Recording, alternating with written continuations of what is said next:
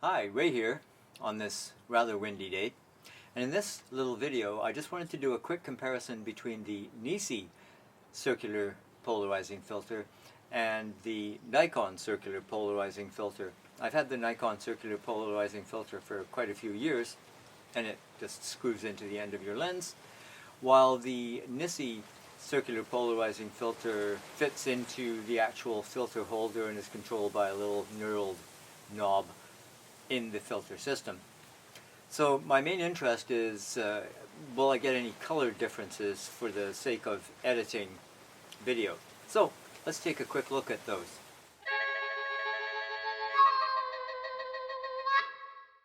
Now the reason that I'm so interested in having these two filters match is because, as I've mentioned before in another video, and I'll link it up here, I have two Nikon Z cameras. And if I want to use both of them at the same time in bright light and maintain, say, my 1/50th of a second, then I'm going to need two neutral density filter systems. And so I've actually just ordered another Nisi filter holder, this time the new switch system, and maybe I'll take a look at that in another video, which allows you to rotate filters independently. So I'll be waiting for that to arrive, and in the meantime I thought I'd check the polarizing filters because I don't have two Nisi polarizing filters. So there's the explanation for this test.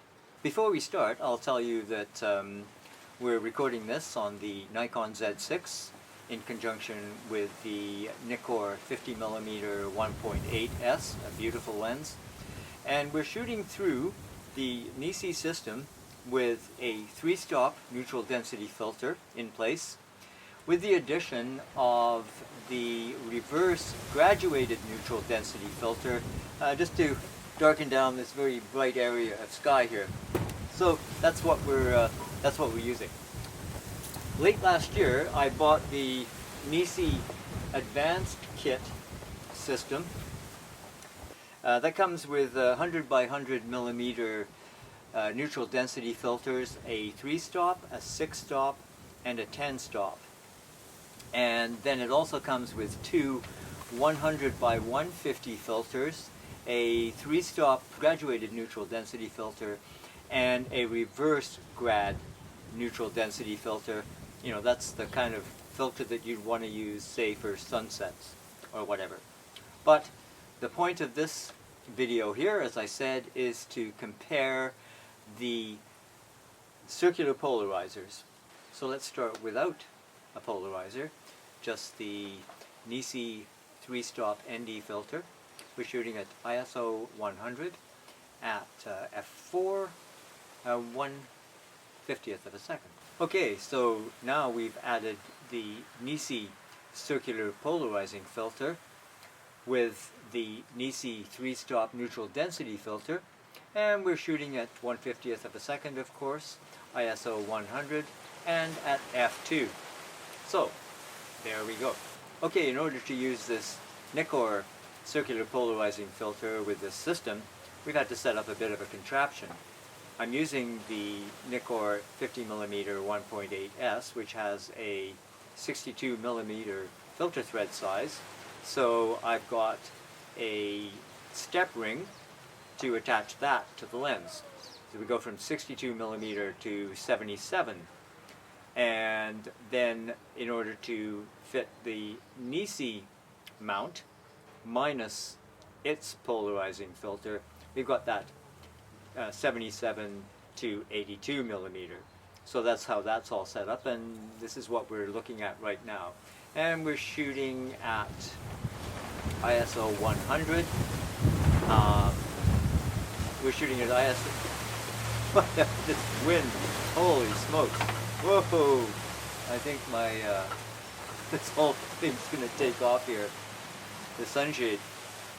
So what was I saying? So we're shooting at ISO 100, 1/50th of a second, of course, and we've opened up to 1.8.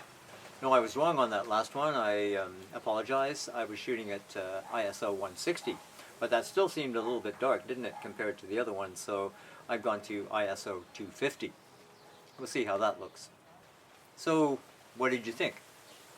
I can tell the difference. Can you tell the difference? Seems to me, just a quick look during editing, that the Nikon filter is quite a bit warmer than the Nisi filter. More of a color cast, shall we say. So, if I do use the two polarizers together on two cameras, then there will be some tweaking to do in color grading.